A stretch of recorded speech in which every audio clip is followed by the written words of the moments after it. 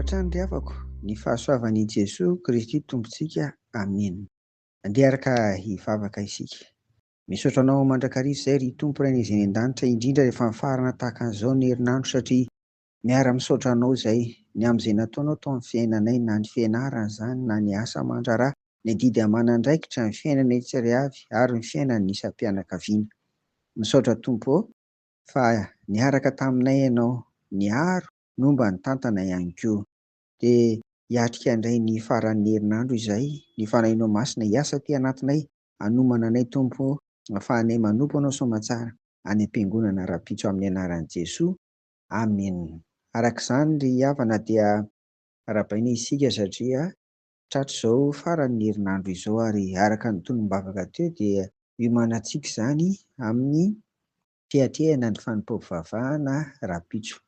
No antsika eto amin'ny Fiangonana Kristiana Malagasy eto Abidjan, any koa ny FKM, dia mahafaly antsika ry havana ny fotoana Rapitso satria fotoana ny sampana atoko-pira, dia anjaran'izy ireo no mitarika ny fotoana rehetra.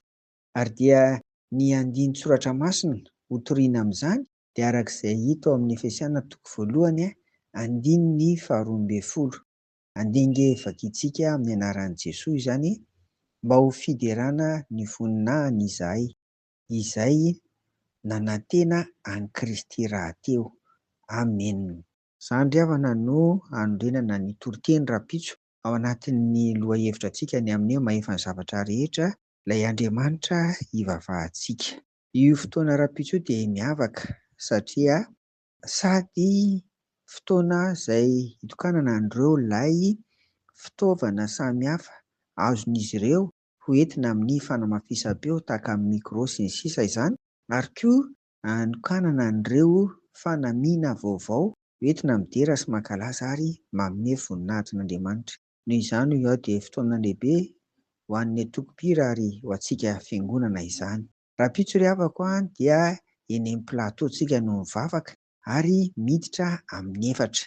Noho izany dia misy ny katekômena mialohan'izay amin'ny 2, ary amin'ny 3 kosa indray ny sekoly alahady. Soratrika amin'ny Tompo daholo izany fandamihana samihafa izany, fa izany no entintsika midera sy mankalaza ary manome voninahitra azy, ary indrindra fifaliana ho an'ny Tompo ny mahita antsika hoe izay tokoa no mahatompo azy, misy antsika mpanompo izany, dia fifaliana ho azy izany. Ka dia fanahy masina araka ny efa tolombavaka nambara teo, hanomana antsika tsirairay avy ao anatin'izany ry havako. Tsarovam-bavaka ny manana anjara rehetra, ary indrindra ny isika ny tenantsika tsirairay avy. Ny fanahy masina hanomana satria zava-dehibe ny fihaonana amin'ny Tompo any am-piangonana, tsy sanatria tonga amin'ny fahazarana fotsiny tsika na ny toy izany, fa tena mba tonga amin'ilay maha olona iray manontolo vatana, saina, fanahy, ary hitombo finoanany, hitombo fahatokiana azy, ary indrindra fa hanolora-tena amin'ny fanompoana azy rehefa miala avany, satria miaina amin'ny fiainam-piderana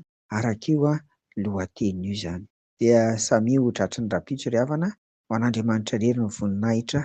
Amen. Vavaka ary sika. Dia misaotra anao izay Tompo fa afaka mifanotrana amin'ny atoko-pira amin'izany fotoana lehibe Rapitso izany. Noho izany dia ny fanahinao masina hiasa ty anatinay tsirairay avy, mba ahazoanay miombo-po amin'ny mampanahy, ary indrindra manamasina ny tenanay koa voninahitra ao.